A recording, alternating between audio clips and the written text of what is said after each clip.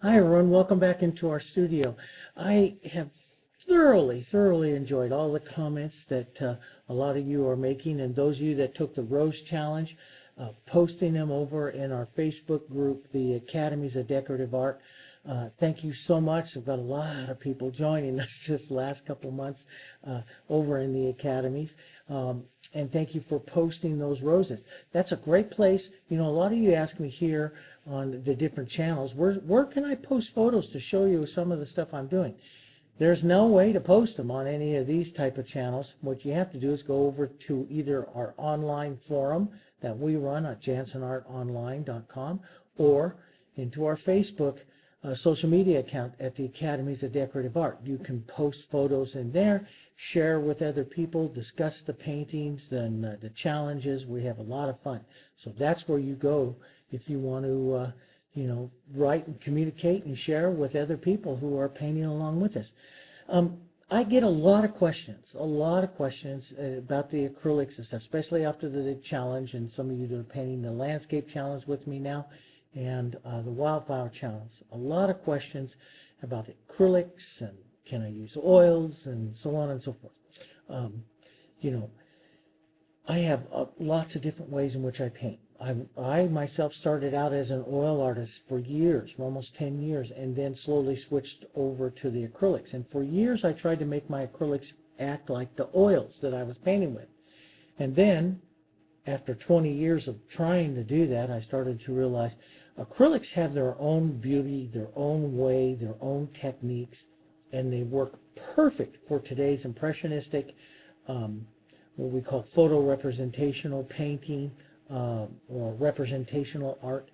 They work perfect for gallery paintings and stuff that we do today, because a lot of those times those are tonal painters, they're not blenders. Our oils are great for blending. To blend with acrylics, you need to add a medium like what we call the extender medium, this extender medium. But that extender medium doesn't work with all acrylics. Not all acrylics are exactly the same. I get a lot of people that go and they say, well, I bought this and then it doesn't work with the acrylic I'm using. Of course not. It may not. What I use the Heritage Multimedia acrylics. The Heritage Multimedia acrylics is made to work with the extender. This is a special chemical that slows down the drying time of the paint. And depending upon the technique you use, you could slow it down for 10 hours, you can slow it down for 15 minutes, you can do whatever. There's a bunch of different techniques. But inside a tube of paint here of this Heritage is this medium already. It is already inside this. So immediately this is different from a lot of other acrylics. Most acrylics do not have this already inside it. That's one of the big differences. The formula is built around this. And so they work together. So it's a multimedia paint. You can control the drying time of the paint. That's what makes it very different, okay? And so does it work with yours or not? I have no idea. I don't know every acrylic that's out there. You just have to test and you have to try. But I use this. This is what I paint with. This is what I do everything with. And it works for me. Okay, so I want to explain using it and painting with it just a little bit different as an acrylic today, and we're going to work at a slower pace. I'm going to show you some more things, okay, about painting with it, and we'll have some fun. And of course, if it creates questions or stuff, you can hit the comments and you can comment on it, or you can drop us an email, or best of all is go post it in some of our social media over in the Academies of Decorative Art on our Facebook group, and share with everyone else around the world that is painting. Okay, all right. So we're gonna do a rose. I wanted to do this. I promised one of my students that I do a white rose with the yellow centers, and there's all kinds of them that I do over time. These are some of my favorite ones, that some of the different photos that I have for doing these types of roses. This is the, right here, this is called the Winter Sun. I love this rose with this brighter yellow, little bits of pink and flecks of red and stuff that can come out. This is a real pretty color to paint. This one over here is one that I've done before in books and some videos. This is called Easy Elegance. It's a beautiful rose. This one I've also done a lot in books and You know, and I paint them, when I paint the rose, I don't always copy the photo. I'll take them into different techniques. Now, so this one is called, this is a David Austin rose called Imogen, the Imogen rose. And this is a tray, you know, and so I took it into some of our tray painting techniques that decorative artists use, and I painted the Imogen rose into this particular tray using a stroke painting style, emulating the Imogen rose, so emulating the colors and everything, and so that you would see in an Imogen rose, painting that into a stroke. You know, how would you do a stroke rose? So I just love doing that kind of stuff with, you know, with different types of roses. Not always following them exactly, using them to inspire you to do things, but then I break techniques into, am I, you know, going representational? Am I going impressionistic? Or am I going stroke? You know, those are some of the different styles that are very popular today. And that controls my brush calligraphy, what I'm going to do with my brush. Okay. This last one is over here, Vanessa Bell, beautiful. I want to paint that someday. I haven't painted that one yet. I love this big open center of it, and you know, it can close up, of course, all the way. So I'm going to have these over here on the side to for some ideas. You know, you get some nice ideas. As far as the paints, of course, they're the Heritage Multimedia paints that I put out here. This one right here is the Hansa Yellow. This is the Darulite Yellow. This is the Yellow Oxide. Now, I was painting something earlier with this same palette, so I just wiped it off here. And I didn't do a real good job. I could take a little water and wipe it off a little cleaner if I do that. But it's fine. So I have Hansa Yellow, Darulite Yellow, Yellow Oxide. I put out 3 yellows so that gives me more versatility in my pigments when I'm going to be painting these types of roses. And you can see that the Imogen rose really takes that Hansa Yellow really well, whereas the Winter Sun rose would really be keying off probably this Darulite Yellow. So it gives you when you put out the 3 yellows like that, it gives you a nice variety to have. This is a more opaque toned yellow, the Yellow Oxide, a traditional color. So then I also have a Naphthol Red Light, my burnt sienna right here, which is one of my favorite colors to paint with. Pine Green, there's Phthalo Blue, there is the Quinacridone Violet, the Red Violet. So these are my real cool colors. And then my Titanium White. And I should probably put out just a bit more of my burnt sienna because I'm going to be using that quite a bit today, so we'll put a bit more of that out. Now, I get these also in the tube, but for some of you that were writing and asking questions, you can get there's large, if you're doing a lot of painting, like I do a lot of painting, there is, you can get larger containers of it, and it's really quite a bit more economical than it is buying the tube. I mean, half the cost of producing something is putting it into the packaging, and tubes are expensive. But you put a bulk in here like this, a container. This is the 4 ounce. You can get colors into the 8 ounce if you really want it. Or if you're like me, you know, you ask them to pour it up into, this is 32 ounces of white. And I got this 2 weeks ago, and it's already half gone because I use a lot of white in my paintings. But they'll do all kinds of special things for you, pour up all kinds of stuff for you to do that. Anyway, let's get going. Okay, so I have my MDF board here.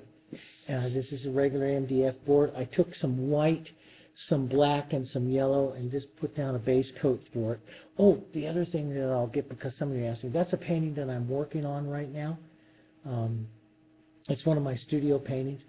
I'm in the studio, when I work here in the studio, I usually have a bigger, what I call an easel painting setting up, and I work on it once a week on my day off.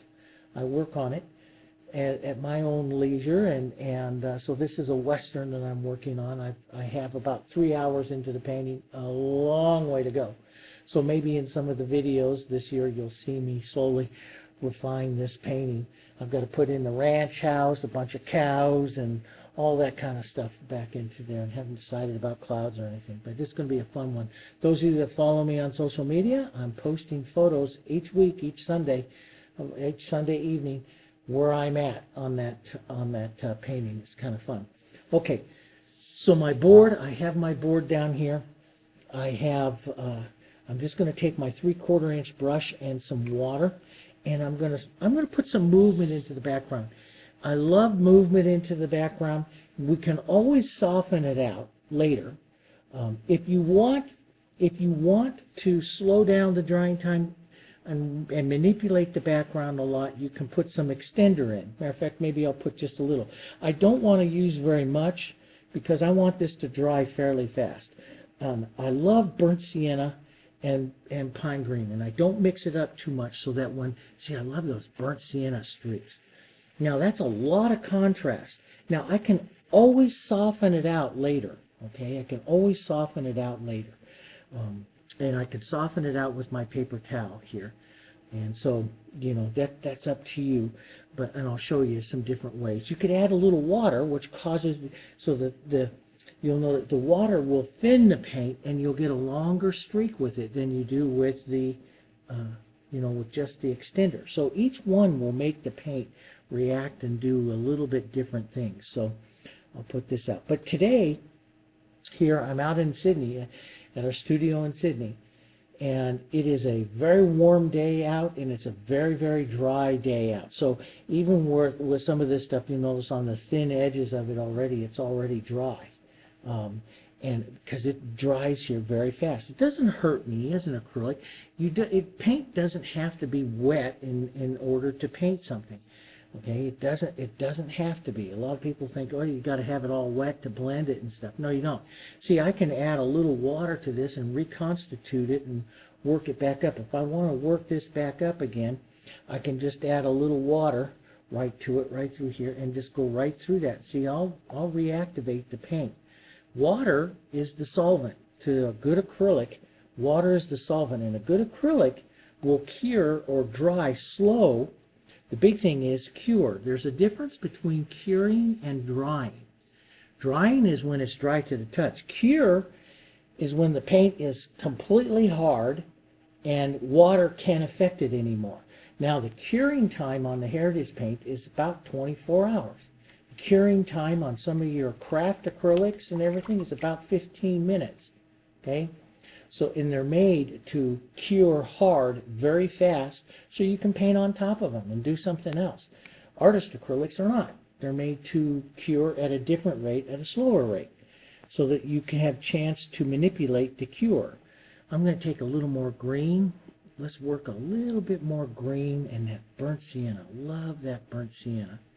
Let's work that all the way back out into here, into my center, where I might want to do some of these roses, and we'll adjust, we'll work on our outside up there. I know that's a lot of contrast. I'm not worried about it because I'm an artist. I can fix it, and it's only paint. We can change it. All right. So I love this modeling of the color, though. We'll leave that for right now. Let's go in and we start to let in. You can see where I had a lot of the extender, or a little bit of the extender. It stayed very wet. Out here where I used the water, it's already dry. It's already dry out here, okay? So, and that's just part of it. I don't like to use a lot of it. I used to use extender in everything. That was my way of life. But I was an oil artist becoming an acrylic artist. Now that I'm completely an acrylic artist, extender is something I use a little bit of. But I do have lots of books and videos and everything for you that shows you how to paint global with that slow drying acrylic. And because some of you are coming from oils, and then I have other ones that paint with just pure acrylic. Some of you have painted acrylic all your life. All right. Let's pick out some of the roses. I mean, I do like that winter sun. And let's go into something like that. First off, what I'm going to do is I'm going to take a little bit of my Darulite, my yellow oxide. I use yellow oxide into the color because this is a lot of color and a lot of movement, and I want to have some yellow oxide into the background back here because yellow oxide is opaque, and it will help me take out some of that background as I decide here my center. Now, you can see a little bit of this picking up some of the green and the other color through it because I had extender down there. I'm not going to worry about that, but that's something that I really don't need. That's one reason why today I just like to paint with it on dry. I like dry and I like tone, but that'll work. It'll work. We can do that. Let's take a little bit more. Let's put one maybe right out here like this.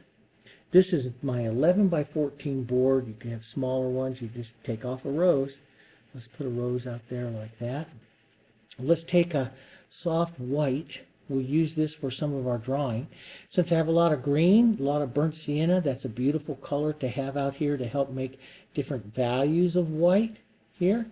And, you know, they make nice grays, especially if you add a tiny touch of blue, maybe a touch of the red in there. They'll make beautiful, beautiful gray colors here. So they'll gray out. Now that looks very dark, but see if I add the white to it to lighten it up. You get all these beautiful grays. So all of these will make beautiful, soft grays that will work very nice for our flower. And let's just add a little bit of gray here. Always have your value scale out, and we'll talk value here. So when you see this right here, I'm about a value 7 or so, right? Yeah, it's about 7. It's a little darker than 8. It's lighter than 6, so it's about a 7, which is slightly to the green side here, but it will dry down to about a 6 or so. But look at the value difference here on the surface here, like that. So I'm just going to, matter of fact, if you want this, if you feel more safe about having some extender in there, you can do that. I like the water, okay? I like the water because the water makes the paint flow just a little bit different. Sometimes I like, and you'll hear me in the video say, oh, I like to add a little extender so that because I do like the way it flows off of my brush when I use the extender. You know, it depends on the technique. Now, I'll push that in, and I'm just going to push while it's slightly wet here. Push a little bit in and out, okay? If you want to have some more movement, let's say, and I'll push a little darker up here. Let's say I'm going to push, you know, a darker back petal up here. I haven't decided the shape of the petal yet or anything like that, but let's just say I'm going to push that in there. And I'm going to let that dry for just a minute.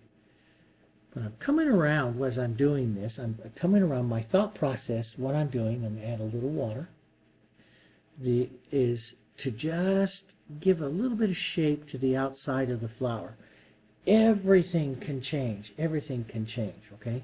So that is just about dry there, okay? It's just drying that fast. That is because it is warm and it is dry here today. And Sydney, where I'm painting, sits at 5,000 feet, which just sucks the moisture out of you. The higher the altitude, the faster it dries. Now, all I'm going to do here is just take a little water to my brush and just go right over that area here and push.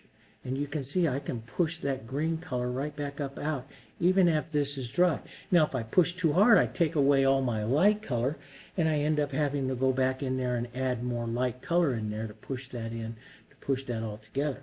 But that's how you can work it. This is where we use the water as the solvent. So as it starts to dry up, I can just use the soft brush like this and come in.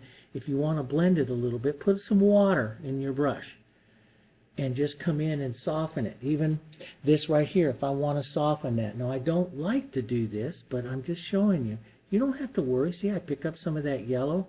Pick up some of that color. If you push too hard, you can take that solvent all the way down to the bottom of your board. So you got to be a little careful because we don't have much paint on.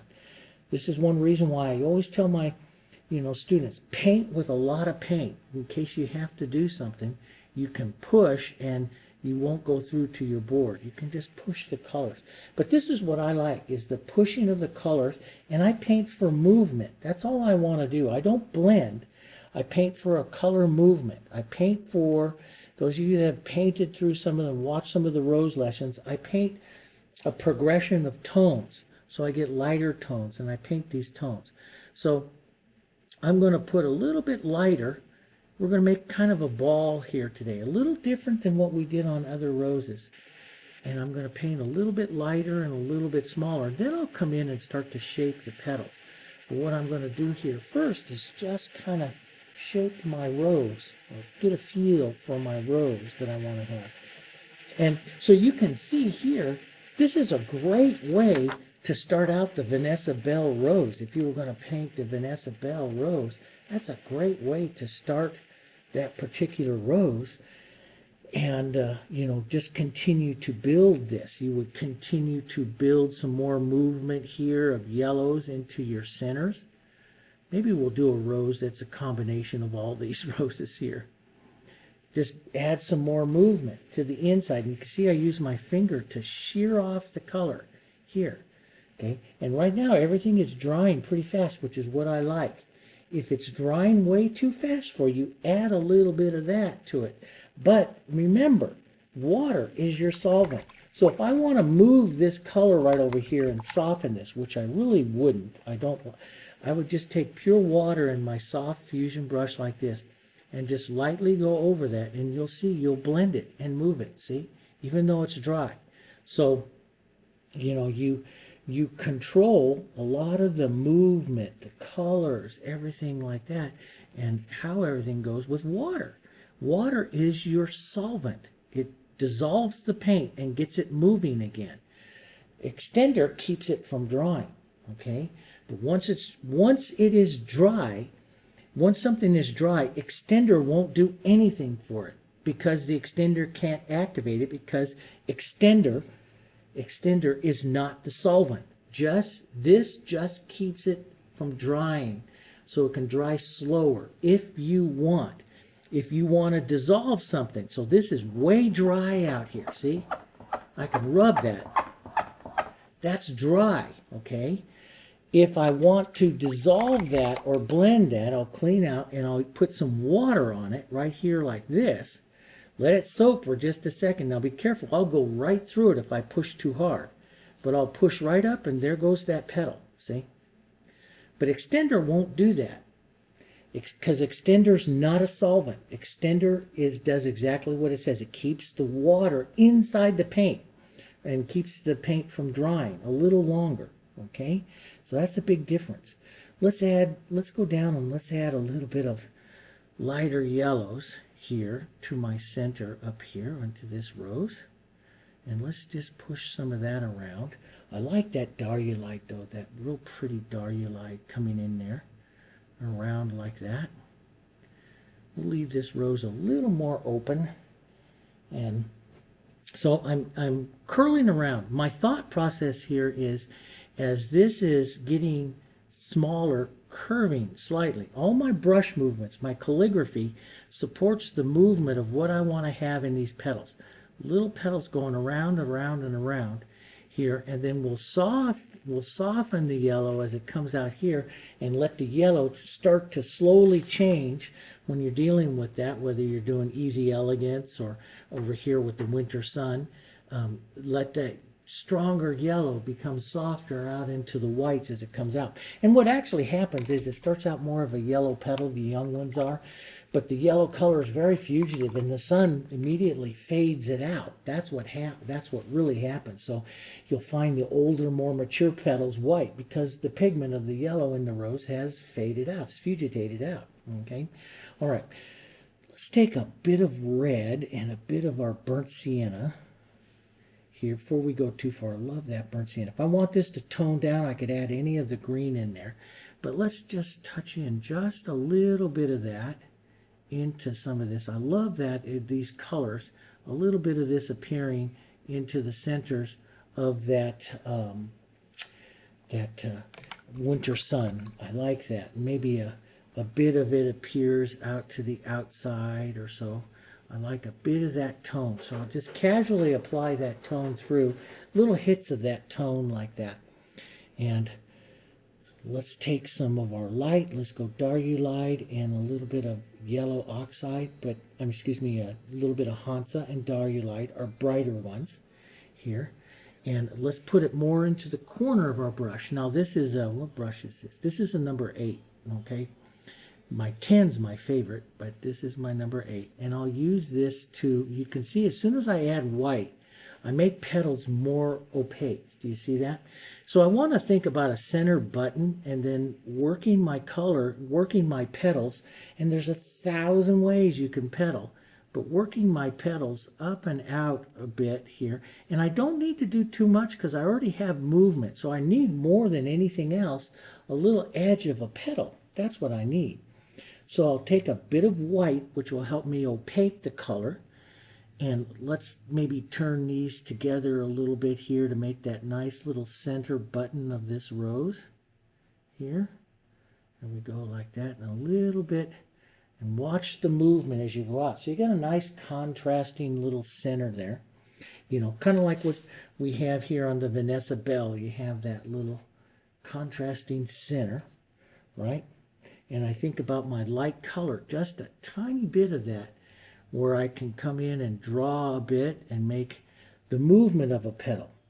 And sometimes I restate my Darulite and my other colors out here rather than using white. No white in this, just restating some of the movement a little bit more. The whole center part of the flower is all about movement.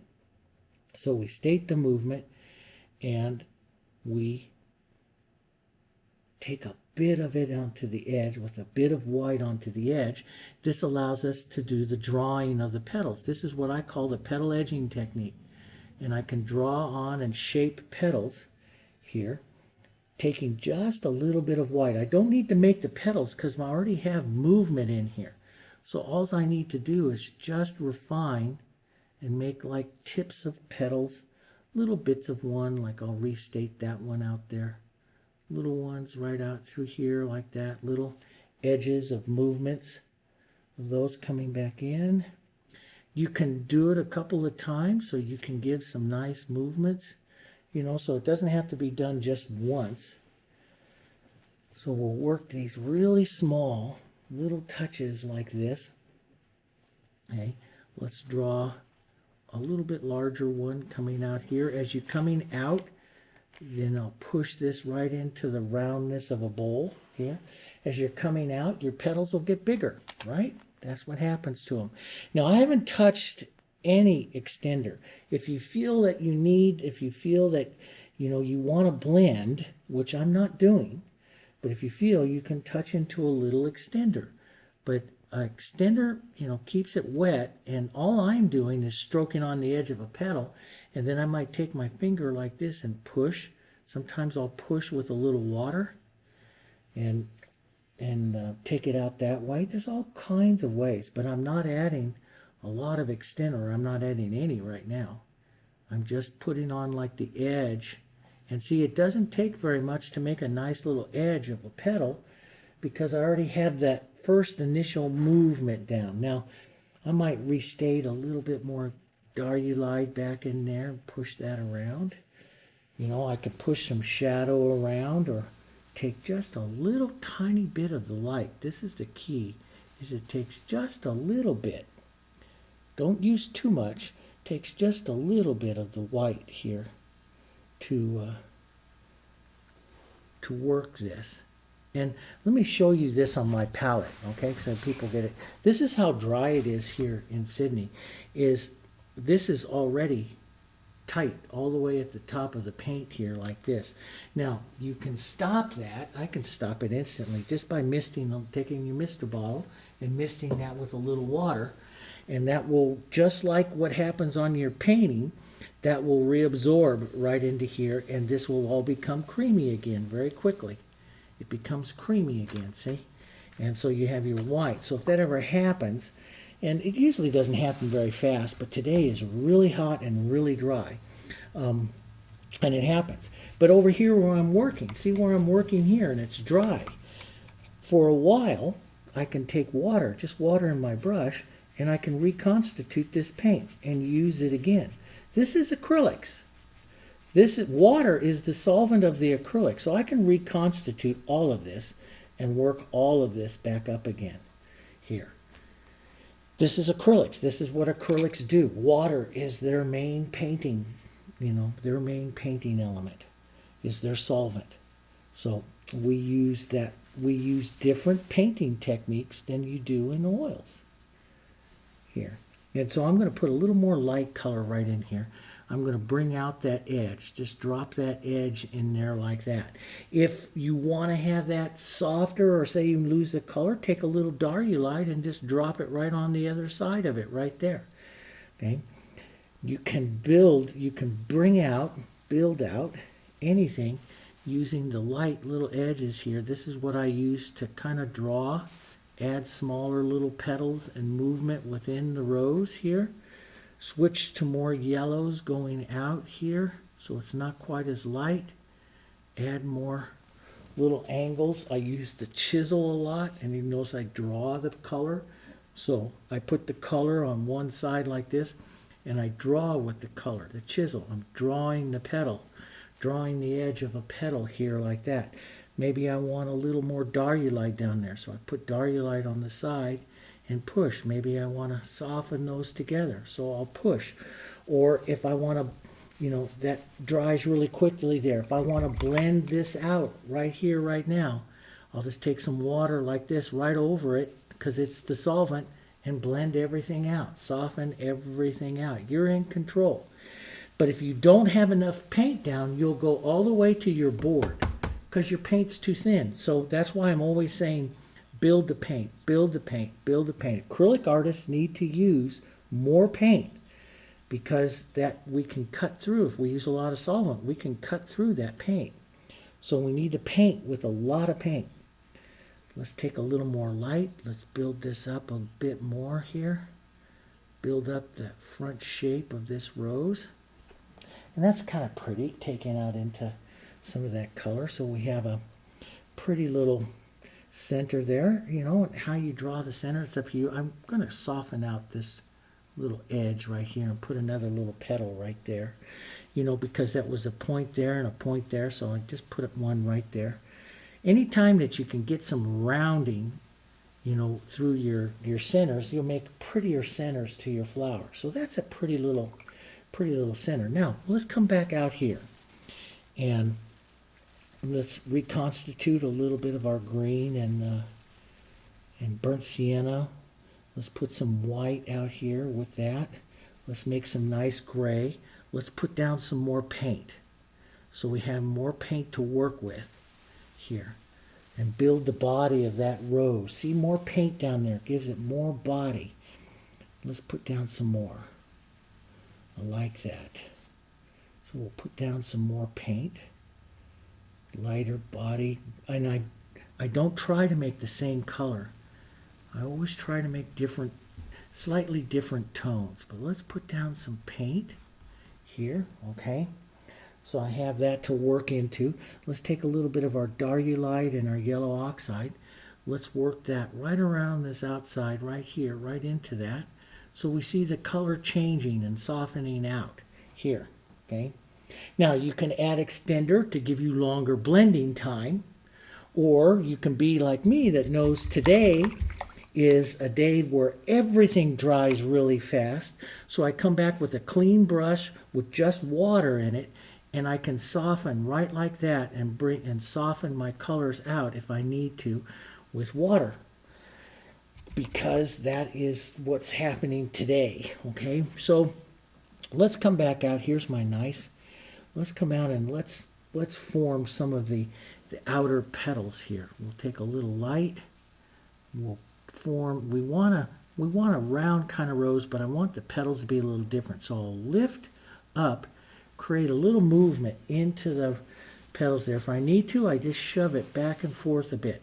This is where a lot of paint right here is really going to help, because I'm going to be working that color. And if I don't have enough paint, I will go all the way through here to my board, and I want to get enough paint. Let's pull some out, and we'll pull out in some different, to give a little bit different feel to the front of this rose here. So little jagged petals here, a lot of paint. Let's push in and out like this. Push that in and out a bit. Give a little more jagged petal there. Pick up some more paint. Now, do we want to create a light side? I was thinking the light coming maybe from the front here. And if that's so, let's drop down to a little more gray, maybe cool it. We'll cool this with just a bit of our green and a bit of that violet. we'll make a cooler color. You can immediately see the coolness of the color compared to that. Let's make a cooler petal right out here like this, that this comes in, like that. Okay. Let's keep that coolness over here. There we go. I just love painting the temperatures of the flowers. Now, let's take some of that coolness right over this edge of this yellow and just push it in a bit here. That'll create just a little bit of that coolness right over there as well. That works. Let's take it a little, so here I'm going to leave my cools. Here I'm going to go to my warms, going to add a bit of that yellow, just a tiny bit of that yellow oxide. Now see how creamy my white is here now? See how creamy it is? Just by misting it just a bit. Adding water. Now, you know, I'll probably have to do it again because today's really a hot day and very dry. And so I'll probably have to do it again. Yeah, so we go, boom, there we go there. And along that line, there's, for a long time, let me just say this, for a long time, I used to use like stay wet palettes and different things where we put down a wet paper towel or a wet sponge and put the acrylics on top of that. And I stopped doing that and painting this way because that kept thinning out my acrylics. And as I start to paint more of these artistic, impressionistic type techniques, the paint needs to be really thick. And so I started to put the paint out directly, and so every 15-20 minutes you just squirt a little water right on top of it and give it a drink. Or I used to always tell my students, anytime you feel thirsty, give your paints a mist at the same time. And that helps. But what that does is, you know, if you put it into a stay wet palette or something like, which are fantastic for a lot of things, okay? But they add a lot of moisture into the environment of the paint, and then your paint gets thin. And this is real. These types of techniques are really hard to paint if your paint is really thin. So that's why I stopped using them, and I use just the palettes. I like the thicker paint coming through. Now I like that kind of look to that petal there, and so I'll add just a bit. Let's get just a bit of that toned color here as I come around here to the back, and I'm just going to push that right in there like that. You could add extender though too if you like the feel of it, but what I'd like you to do is become a tone painter like I am, and a little bit more of a looking for what the flower needs, and learn the solvent. The solvent of your colors, is the best. Let's get a little more. Learning to use that solvent. That's the key. Let's get a little bit of this, and let's cool that just a bit here. So that pine green with a bit of that violet in it makes beautiful, cooler colors. See, these are cooler colors. Back here, putting on a little more paint. We're going to let some of that diminish down there, kind of fade in, diminish down, going to the back. Now, I'll probably come through here again, and let's take a little bit of water, just a tiny bit here, and let's restate our yellows again, because I've pulled some through. Let's restate some of the power. Maybe, and this is where you could start to look at, okay, I've got this nice warm side over here, right? Let's cool it. Let's keep temperature in mind. Let's cool our yellow down here. I add just a little water. Now you could add extender. Extender is something you can add, but let's just cool it down a bit over here so we generate, even into our yellows, the warmer and cooler side of the painting here. And so we'll do just a little coolness there. But I really like that spark of warm. And I like the Darulite because it's a semi-transparent, which, I add just a bit of the yellow oxide to it to give it some power, but I like that transparency. So now I got a warm side and cool side, and you can see that quite clearly here.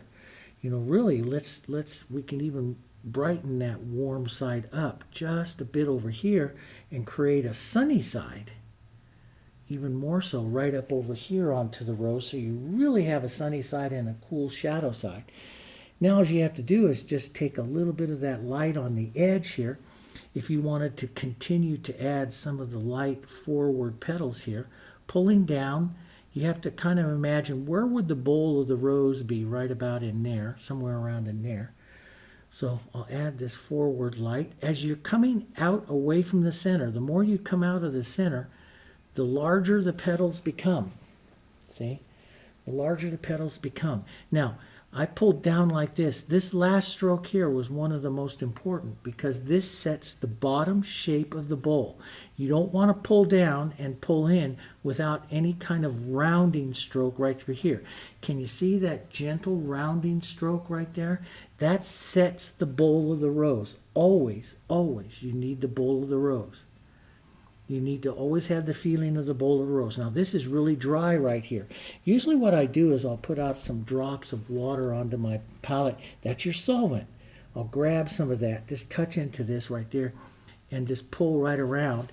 And then I like to take my finger and soften that right into the movement right there of that petal into that bowl. See how that softens it right in? Water's your solvent. Water causes the paint to move. Okay? Extender slows its drying time. Water causes it to move. So if you want to move something, just add a little bit of water to it.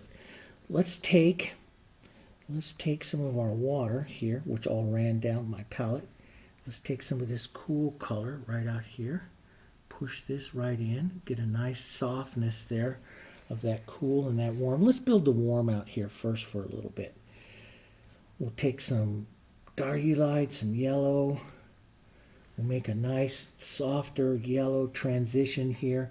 So there's some smaller little petals that come in onto the roses here. And thick paint. See how thick that paint is? I'm drawing now with really thick paint. I want to stop right where I was drawing that rose. And this is where I incorporate it. Now sometimes I'll take just a tiny drop of water. If your finger's kind of clean, it kind of helps if your finger is a little clean here. Otherwise, you'll pick up all kinds of colors, but that works too. I'll take just a bit of the moisture here on my finger and push, and see just once or twice with that moisture in there pushing, and you can see you got a nice movement to the petal. I might want some of this pulling in slightly, so I'll give it another lifting off stroke with it kind of coming in here, but that's kind of a pretty petal for that. Maybe we'll take that light and pull out a bit right here and create a petal right here that's lighter, heavier, more opaque. Pulls out right there, pulls the, see it's pulling, it's got more power to it, and it's really thick and opaque. So what I'll do is I'll show you this. I'll just take some of the water, take some of the paint out of my brush, leave just a little bit of water, and just pull and lift off, and I can create this beautiful. Now I like that streak because my brush separated slightly. I like that streak, but you just pull and you lift off like this, and I can incorporate that petal and now all of this works really, really well because all of my paint in this area is so thick. I've applied it really, really thick. I've been building it in layers. And so I can use the solvent in there safely to take stuff off because there's so many layers. If your paint's too thin, you would take it all the way down to the board. And I don't like to do that. So see, I get some nice movement there like that. Let's come in. Let's just build that one just a bit more. And take a bit of my water. And so if you want to paint even faster, what I tell a lot of people is have one brush that is just sitting there with water in it. And you can even paint like this, but have one brush that's just water that's always clean that you can just do a little bit of manipulation or blending with. Let's drop our color down. Drop the value, maybe a little cooler as we come around to the back side of the flower. If we leave that same value of white, our flower will be flat, and so we want it slightly darker. Now, How do you fix that right in there? I could push it right now, but I'm showing you water solvent right now. So I'll take some water onto my brush and just go right around like that and soften that in. Let's build it up just a touch more right there where I went. See where I went through that petal just a bit. Maybe I want to have a light edge to that petal, so I'll pick up a little bit of white. Let's do the petal edging right like this. Just load a bit of it into your brush so it's heavier like that.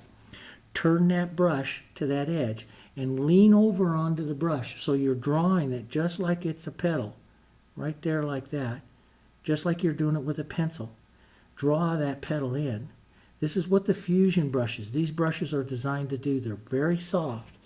Then I'll rinse out my brush here for a second. Okay.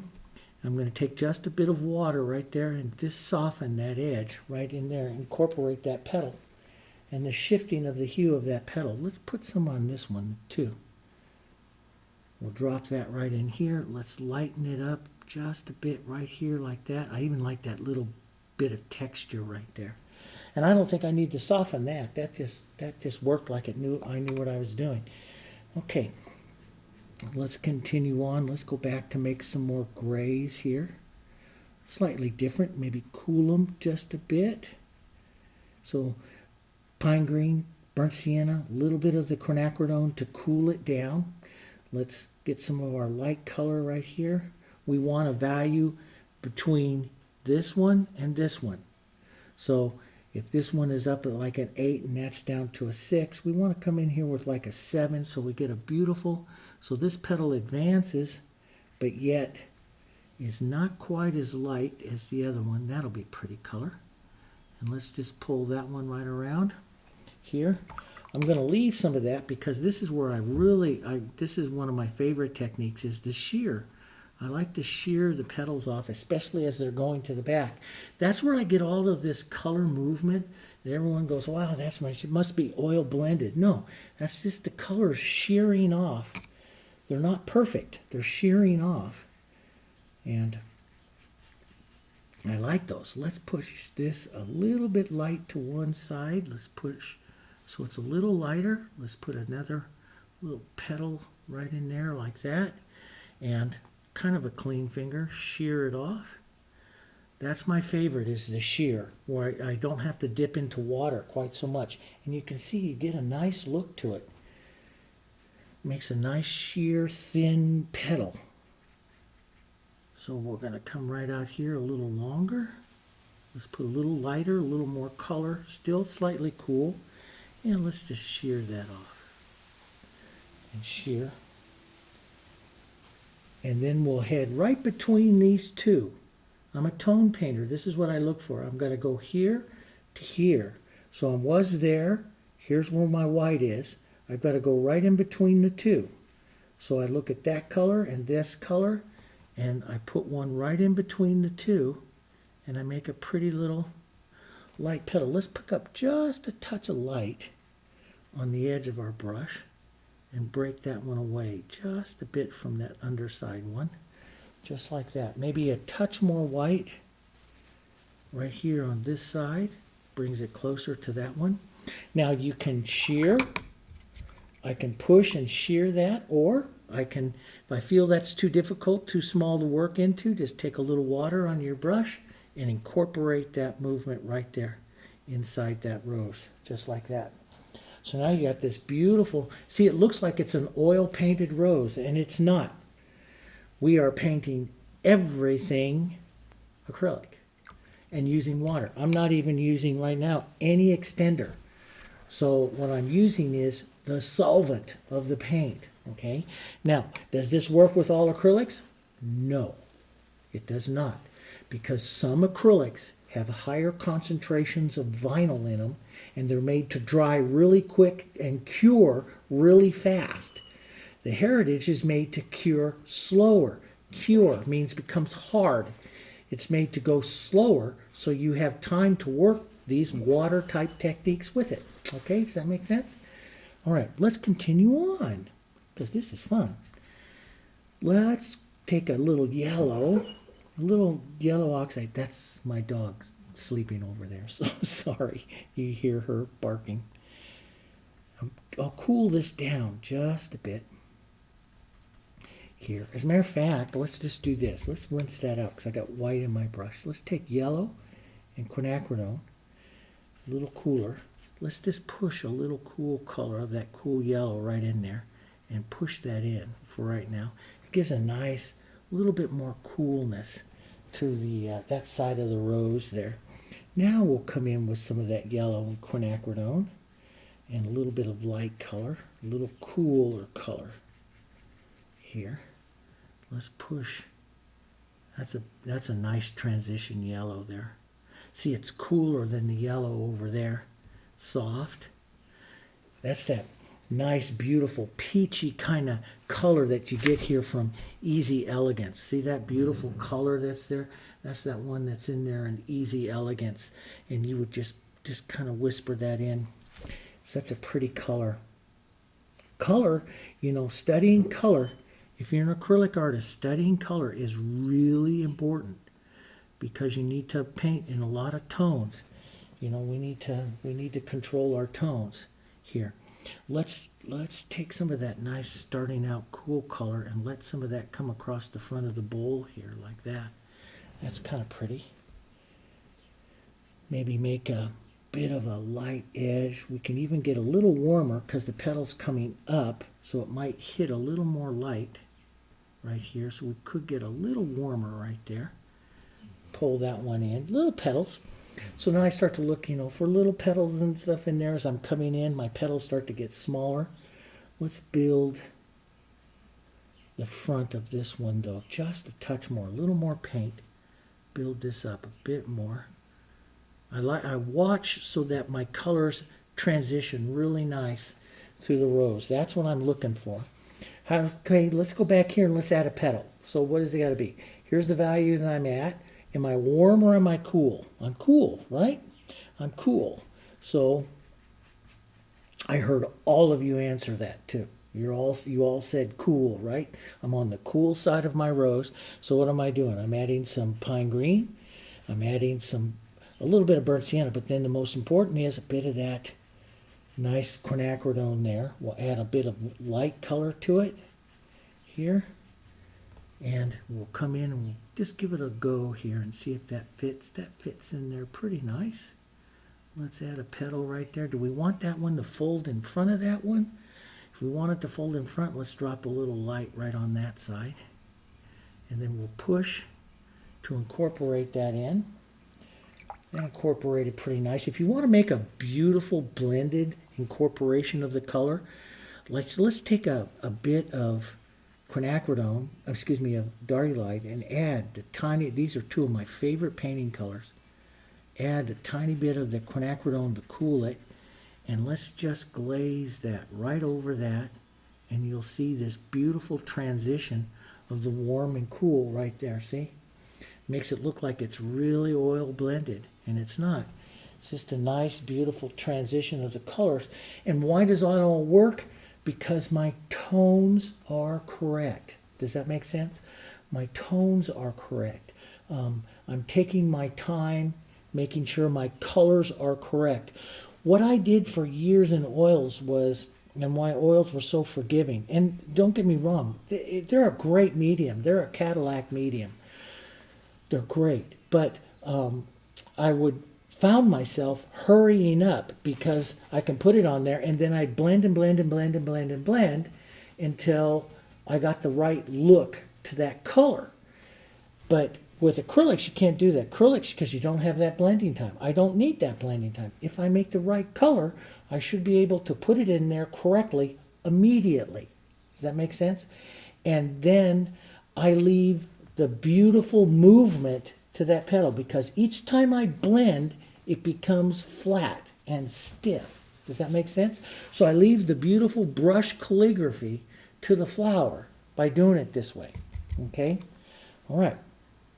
So, I mean, now the question comes, do you want to do any more here? I definitely want to do more here, but I really like that transition right there of this light to dark. I mean, you could really call that flower, pretty much done.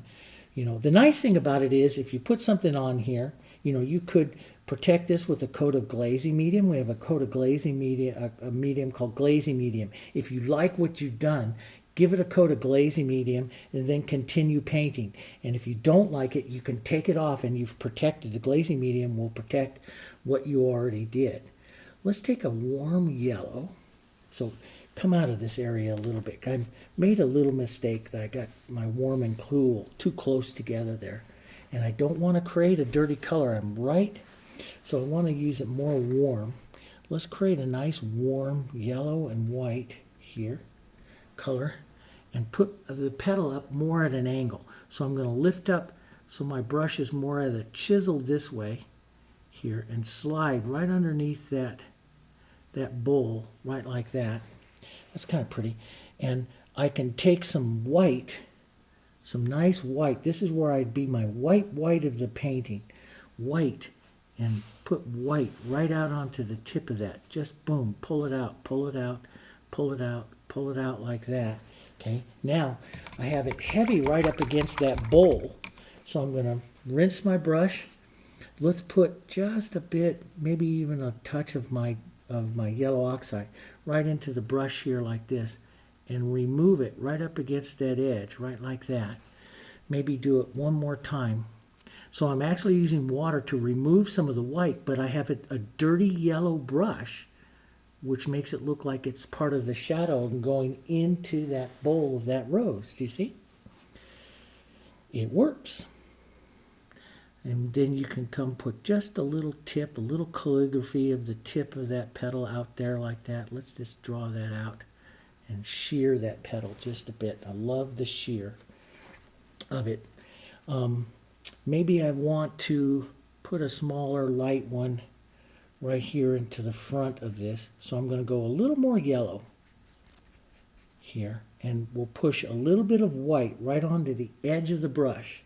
This is the drawing part of my brush. See that white? It's the drawing part. And I'm going to cross right across here, drawing that next petal in like that, a little larger. I don't need too much more than that. I'm going to rinse that out of my brush here for a second. And then just pull down with a little bit of my water. Just pull down, maybe one, maybe two here like that, to push that light color right in like that. And I kind of like that here. That's kind of nice. Pull it just a bit and work. I can work those together like that. See how I'm working the tones together with just that water. See, it's still, the water, the solvent, is reactivating the paint that's in there. And it all works because all my paint in there is thick. All the color I have going on in there is thick. So it's staying and working quite nice. Let's put it slightly cooler. So how and where, you know, there's sometimes in some roses, like if I go do this rose here, I'm going to use the color a little less. I mean, there's just hundreds. I mean, use less petals. There's rules for building a beautiful rose composition that I teach you in the rose class and stuff. Now, see, that's not a really good thing to do. I made a V right there. That's not really a great thing to do, so I'm going to have to take some cool front color, a little bit of white here, and push that right back, that V shape right back out a bit here. Just push it into the movement here, right in there like that. Yeah, I don't like the V shape right in the middle of the rose in the front.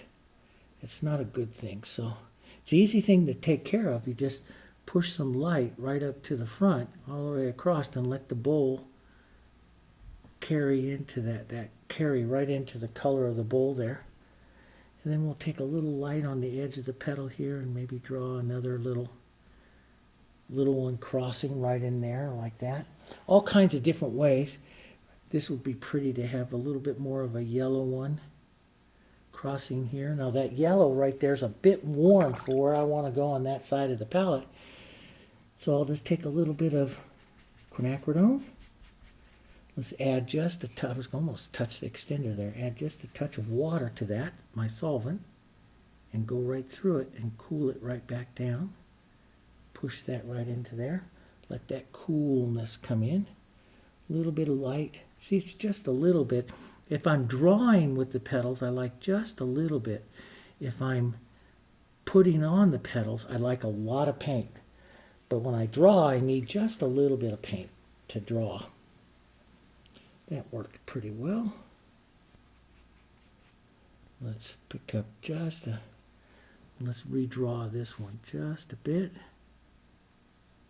Right there like that. Always, you know, it's a habit of mine always when lifting off to take that bull stroke right on the bottom, because that bull stroke is what holds everything there at the end. All right, cool, kind of holds it all together, that bull stroke. Cool color, a little bit of white here. So a little quinacridone, little yellows and stuff. Let's just add a few more. Get smaller because you're heading towards the center.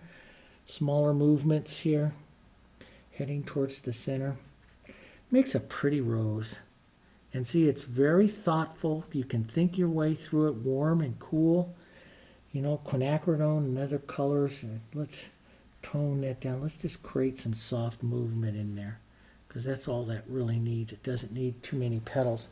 Too many petals is going to confuse up over here with what's going on over here. Now, do I need to clean that up a bit? You know, some of you that really like to see a lot of shape to your roses will say you need to clean that up. Some of you that are more impressionistic painters like me would say nah. But if you need to clean it up, you just come back with a little bit of your light color.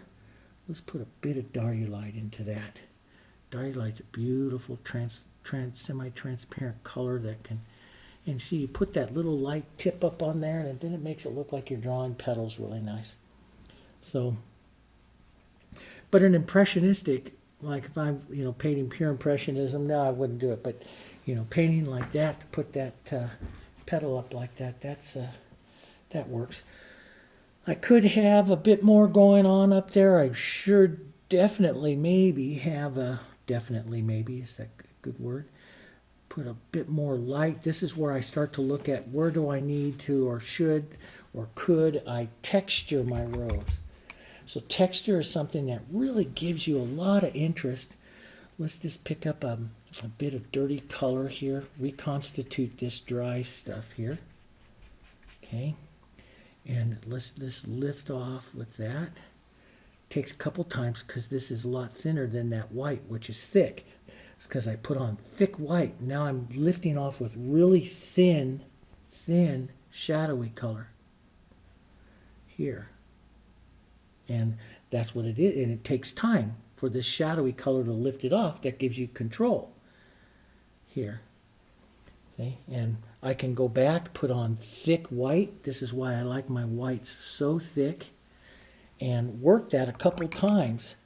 Let's take the white out, go back to thin shadow color. Work that a couple times. See, that's a pretty tone right there like that. Just touch and lift off. And I got a beautiful movement to that petal. I could have more of a petal edge, which I can just touch right in here like that. Just build that edge like that a bit more. I like that petal like that. Let's add just a touch out here. A more opaque color. That I don't think I need to do anything with. Let's cool it down slightly. Because as I'm going this way, I want to cool it down ever so slightly, that light color. Let's cool it, because it's also pretty. A little yellow, a little that, a little cooler. That's a little too bright, so a little grayness to it too. Let's stroke that one on. That's pretty color. Push a little more heavier color there so you can shear it as well. So I like that shear. I like the shear that I do. Let's put a little bit more light right out at the tip and on this side. That would cross those a little better. And let that one cross that one. So this is like small refining of the flower, especially up in the front here. Let's take a little bit of that gray and white and cool color here. Right up into the front. And redraw this one just a bit. Let that go across. So you're watching the light diminish over here, go down. You can take off, shear off, wipe off. There's all different kinds of little techniques. Here I'm going to lighten that edge, shear that a minute. Let's, nice dirty grays, push in a little more color into that one. And I think we're getting it. I like this flower. We've just taken it really slow, and I've, just kind of explained the process to you. This would help you a lot watching this video many times as you're hearing with it. Like, I'm putting on thick white on the tips of the petals, taking it off with thinner shadow paint. So the shadow paint has no power against that white. Does that make sense? Okay? There'll be lots of little things that you'll hear as I'm doing with these techniques, and it all takes practice. It all takes practice in learning how to do some of these different little techniques and the feel of the paint. But it's a magnificent way, fun way to paint. Okay, and so you can see build that. Now, do you need to do more in there? That's all up to you. When you get all done with some of this stuff, it's kind of like, okay, what do you want to do back here onto your background? Well, let's take a bit of water. Let's take a bit of burnt sienna and my greens here that I like. Let's soften it out. Anytime I add white to something, I soften it out. Okay, let's soften some of this out and push some of this movement to the back like that. So I soften out some of that movement. So now I'm going to adjust the background here to the flower. So I painted this flower I really like, and now I'm going to paint the background to justify the flower here by softening, adding a little bit of the light color to this to soften some of it out. I'll leave it in certain other areas. Sometimes you see me put those blue streaks right through the painting. I love that. I might take a bit of my darker color here, my green, a little bit of the cool color, that red violet. I love that red violet, green, and burnt sienna. It's a beautiful, deep, rich, dark, cool color. Let's lighten it, though, just a touch. And this is where I go through what I call the negative painting, where I put the contrast in. I control where the contrast is onto the painting, popping out certain parts of the flower here. And I do want to leave some of that contrast in, but I leave and I'm painting more of an edge. There's what's called an edge, a contrast of edge. It's another thing that we control. And I'm controlling here, let's take some of this soft, a little lighter, a little softer, so it doesn't have as much power as that. And put it in softly back here, just a little bit of it. Softly coming around the edge of that flower. These are all really great techniques. This is called negative painting.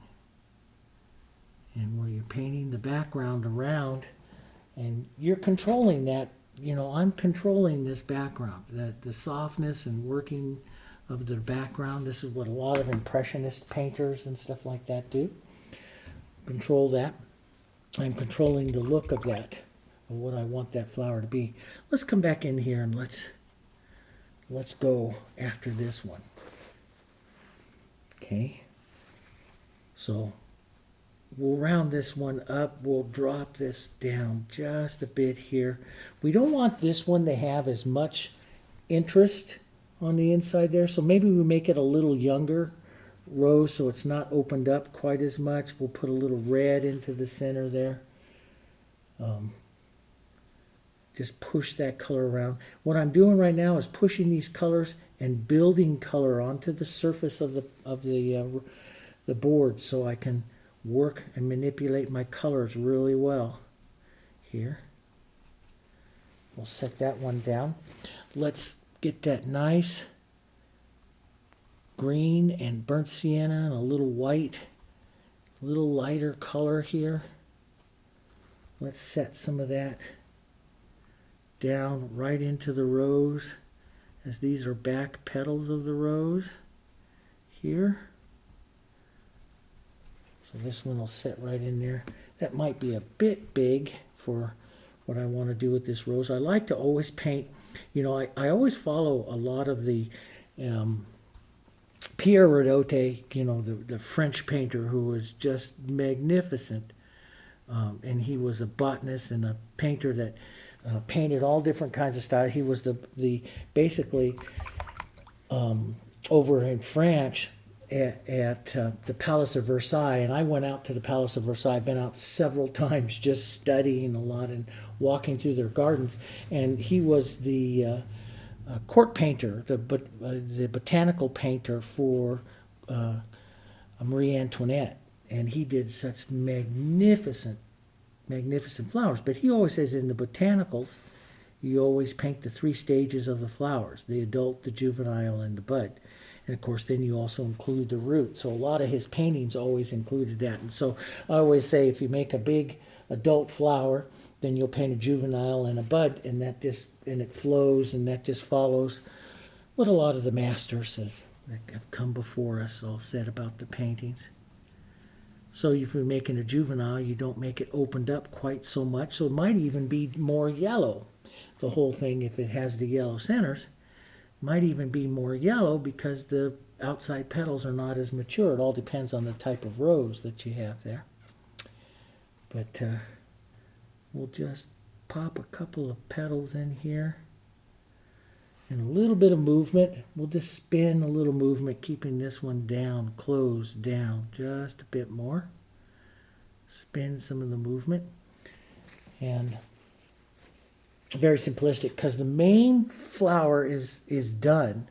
So, you know, those of you that are in my rose class, you know I always say, when you paint that main flower, she's the queen. She controls here. So, you know, you don't go in here and make yourself a beautiful, perfect flower, because it'll compete with the queen. The queen doesn't like anything competing with her. She wants to control and rule the composition. So we'll put some nice stuff here, but we're not going to paint as beautiful flower as we did on the first one. Well, this flower is here to support the queen. So we'll cool this down a bit back here. Just make some pushing of some color. Pushing around and in. And it doesn't really need a whole lot, because it is a support flower for the main one. So you don't need to paint as careful as you did on the first one. We'll push some of this around. We'll push. You'll notice I do the shear technique. I like that. I'm just watching. See, that's just a nice bud kind of shape, not bud, but juvenile shape. The juveniles won't have as many. Let's darken that down a bit so it sits underneath that one here. The juveniles will not have as many petals, outside petals or shape or size, as the big full opened up one here. But we can have a little more yellow here. So didn't control my palette very well today. I'm kind of everywhere with it. But let's take a little yellow oxide. That's a little too light. Cool that down just a bit. That's a better color. Just putting some more yellow out here. Let's push a little yellow into that bowl. A little yellow out here. Then do the same thing though. Edge your brush with a little bit of the light, and you can draw some softer little petals here, movement petals to the center here, around. But I don't want to make as many as my main rose, because then I'm in competition with my main rose. So the job of this one is to support. Let's put a bit more light though right here into the front. Bit of that yellow streaking off. Maybe a little bit, so I have a little bit of yellow in my brush as I paint this. Maybe a chiseled petal right here would give a bit of interest to this rose without, and watch how it, you know, competes up against that other rose right there. But it does help support a nice light source there. Push in and out a bit. those are really kind of stair-step. Do you see that? And so I may need to soften down a bit some of this and just push it into movement there. Maybe a little bit more yellow and a little different shape there. Like that, so they're not quite stair-step. Let's get back to a bit of that lighter and pull in here. Find the bowl. Find the bowl there either with your brush or with your finger. Find the bowl. Let's cool it, yellow it, a little cooler color as we come down this side. Here, thinking cool side. So this warm cool matches what's happening there in that other rose. Right? That, you can see that better that way. And I'm going to let some of this just disappear back there. I'll put a bit of light, maybe a bit of an idea of a petal here, but I'm going to let a lot of that just movement, just disappear here. Just movement and disappear. So movement, just stroke it like it's, you know, a petal is there, but you're not really making a petal. Let's put a bit more light right across the front of that.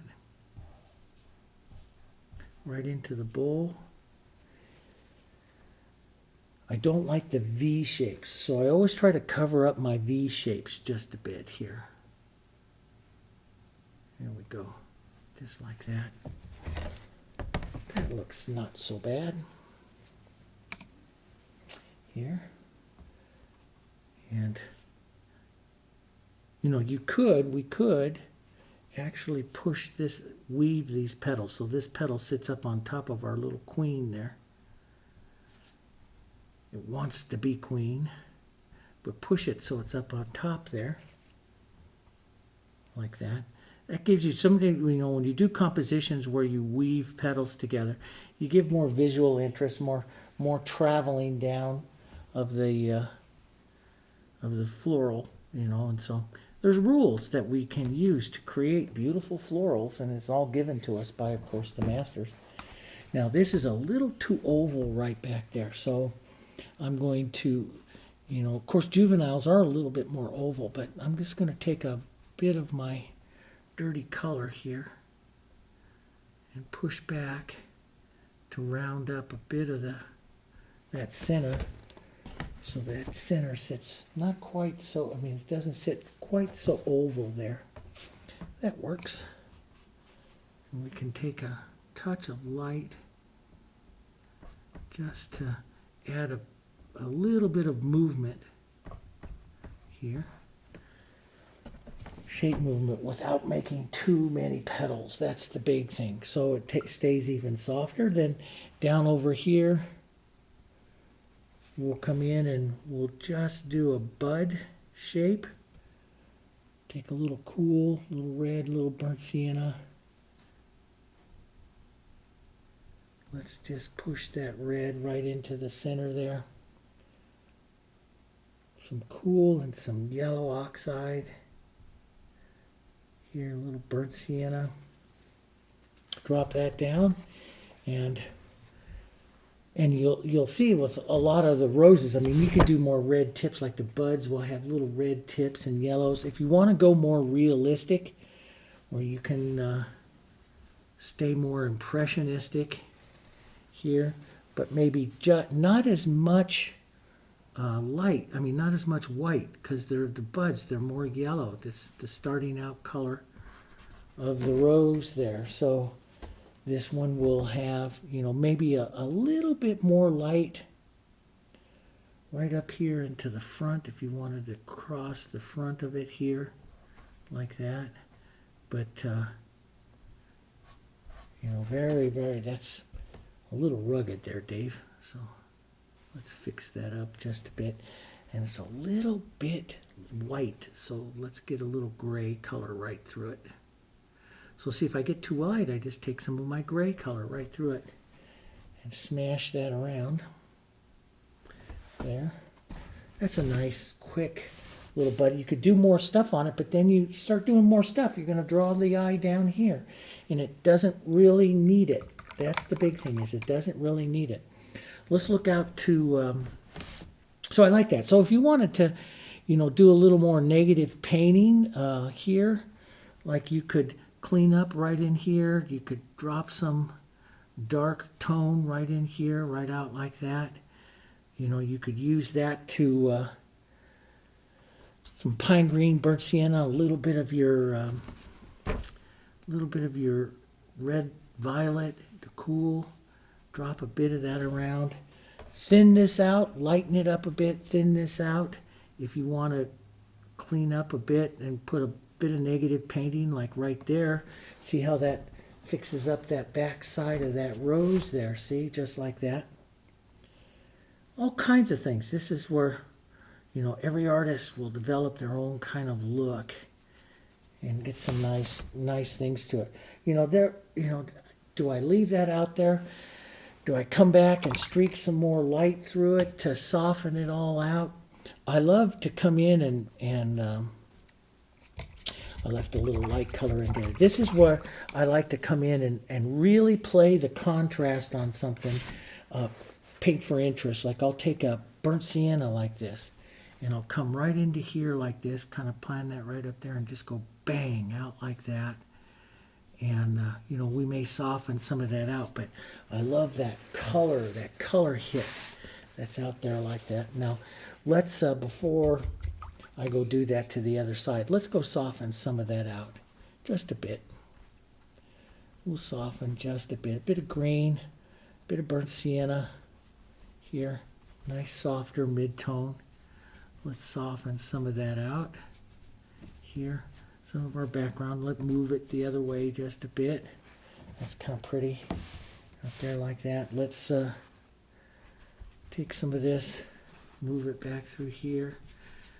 I really like the Impressionist backgrounds, and I've studied a lot of the modern painters today and their Impressionism to their backgrounds, and whether they're using primary, secondary colors and how they do their backgrounds. Really interesting stuff. Let's take just a bit of that through and pull out. This would be more of the Impressionism of it. I just pull that out lightly like that. See, I like that hit, that movement. This is what is called in painting, in the floral setups, this kind of thing I'm doing right now comes from the Dutch masters, and I studied them and painted those for years. I went all the way all through the Netherlands and went and visited all the paintings and studied and went into the archives of the Louvre Museum over in Paris several times. And this is called St. Andrew's Cross, what goes in. So I have a crossing movement. Those of you that take my classes probably recognize that. And so I like to put that in. So now I have that through it. And then you would kind of hide some of that all with the leaves. And, how you're going to do the leaves, that's up to you. But, maybe a nice yellow green, some pine green. And, of course, a little brighter green, and add some white. White will help tone it down a bit. But I do like a bit of that yellow oxide. Pine green is really a very bright color, so I do like to have some of my burnt sienna in that to kind of tone that down. But let's push a more of an oval shape of a lighter, slightly larger leaf here that's going to go right with our big queen, and maybe push that a bit to take out some of the edges of it. We can go back and touch in a little bit more, pulling out some different ways here. I always like to leave that little bit, and it's just one of the things, the signature of the leaves I like. But I always like to leave a little channel that leaves me room there to add more things to it. And sometimes I paint just single tone leaves. Sometimes I paint 2 or 3 tones, light, a shadow and a highlight. Sometimes I just paint just the single tone leaves, which is my favorite, is the single tone leaves, because they get interest, but yet they don't take away. Now, I will make a lighter leaf over here because that supports my light source. My light source is coming this way. And so I'll make a lighter leaf right there like that. Okay. And keep a slightly lighter, maybe a little darker right up over here. Your leaves should always change colors. Too many people paint their leaves all the same color throughout their composition. And I'm telling you, light hits the leaves just the same as it hits the roses. So if your roses are diminishing down, your leaves should diminish down. Then we'll go more burnt sienna, softer, more toned colors coming down here. We'll go fast, so this you guys all seen before, but you saw a nice way to paint the rose like this. Nice slow acrylic solvent method, and you saw me use a lot of sheer and some of the other methods in the rose challenge. I thought maybe some of you'd like to see painting the roses here with a sheer, with a solvent method. Let's lighten that, brighten that leaf just a bit more over here. Really give it a nice oomph here. Maybe a touch more. A little bit. If I add white, I usually add yellow because the two go hand in hand when you're painting with green. Let's take the edge of our brush and just make a little mark. I just like little vein lines like that. To me, they add just that extra little movement that I like to see into the floral. Tone it down just a bit and put some in here. Little bits coming out. Have you noticed how I've sped up quite a bit when I'm out here painting the areas that are really not that important into the painting? They're really not that important. So as you come out here, if you want to leave your roses really soft, you might consider, softening out, going back to a lighter color, softening out some of this. Just go right softly over it. I think a beautiful painting like this could use a little blue in there, but I do that a lot, so try to do some without it, but push some of that back in, soften some of that. This is what like an impressionist painter would come back in and work their colors several times through the painting. Maybe increase their light dark. Let's take some of our pine green and some red violet. This is going to be your darkest, coolest color you can make in the composition, so it's a high contrast color. And so you add that high contrast right up where you want that viewer to go, which is right up in here by this flower. Maybe change it, maybe just a touch warmer here. Let's push just a few touches of it right into here. Right into there. Just a few little hits of the tone, of the color. Right in there, that lifts that one rose, doesn't it? Lifts it right off the surface. Here we go. Just like that. And you could add more things. I myself, I love the coolness of blue and stuff coming through that. But sometimes like this, you take a painting like this and you get those colors, into the painting, and it's really quite pretty. You could use some more darks. I could increase the darks, the cool darks here. If I wanted to get just a bit more contrast through, I can increase the cool darks, pulling down this side so I create that nice light and shadow side here. There's just a lot of things to do. Don't want to give you too much to think about in this video, but you can do that. Make sure you can take some of those darks like that, and you can, I always like to add a bit of the movement of some stems, because those just to me just like anchor the painting down. And of course, if you got young rose leaves, would be, if you put any of those out here, they're more of a burnt sienna kind of color. Here we'll do it slightly darker. Sometimes I put little thorns. Not much to do on here because we're going to keep this kind of dark, but just a bit of those colors through.